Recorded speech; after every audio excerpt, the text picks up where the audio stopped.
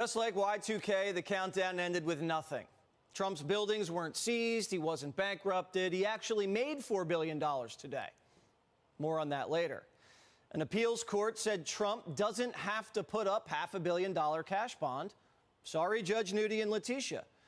The court slashed the number to $175 million. It's a sad day in our country in many respects, but the good day is that the appellate division was fair. It's a lot of money still, but the judge is corrupt, in my opinion. Greatly respect the decision of the appellate division, and we will abide by that. We'll put up cash or bond very quickly. This is what it'll look like. What's your collateral for the bond? Cash.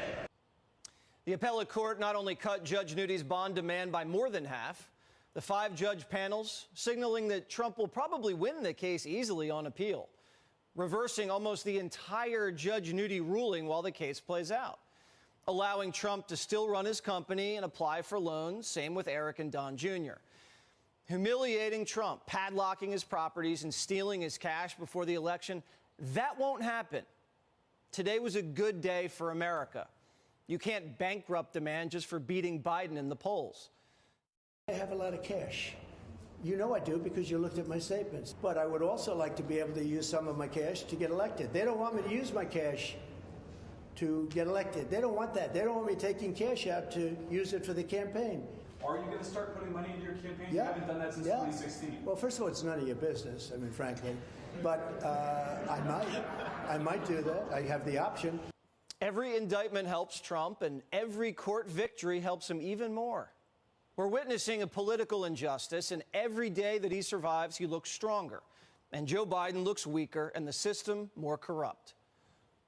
This is all about election interference. This is all Biden-run things, meaning Biden and his thugs. They can't win an election because of the borders, because of energy prices, because of inflation, because of Afghanistan, the worst and most embarrassing day in the history of our country.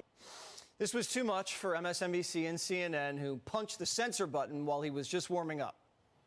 Well, I respect the appellate division for substantially reducing that ridiculous amount of money that was put on by a corrupt judge named Engoron. He ought to be looked at. And so we'll continue to listen into Donald Trump, but as he continues to make what are provably wrong statements. Trump there laying out a plethora of falsehoods, perhaps the most blatant one, that all of these criminal cases were orchestrated by President Biden. As the president is answering questions from reporters, more falsehoods from former President Donald Trump, again repeating this false claim that President Joe Biden is behind the slew of legal issues that he's facing.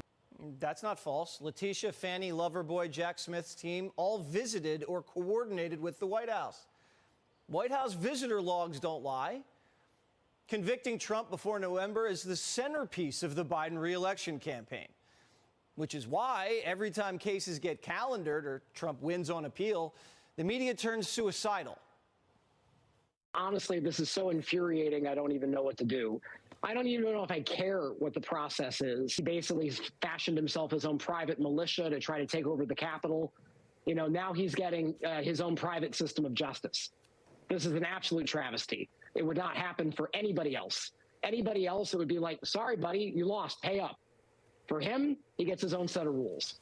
Trump's getting special treatment by the legal system. Khalid Sheikh Mohammed was provided more due process. Trump's facing 5 cases from 4 Democrat prosecutors with 0 victims, and Democrats are furious that he still owns a home. Get ready to get even angrier, because on the same day his bond was slashed in half, Trump's socials, parent company, Truth Social, their stock soared 35%, giving Trump a $4 billion cash injection. Trump's net worth just hit $6.5 billion on paper, making him one of the world's 500 richest people. Over the weekend, Joe Biden nicknamed Trump Broke Don. Better find a new nickname.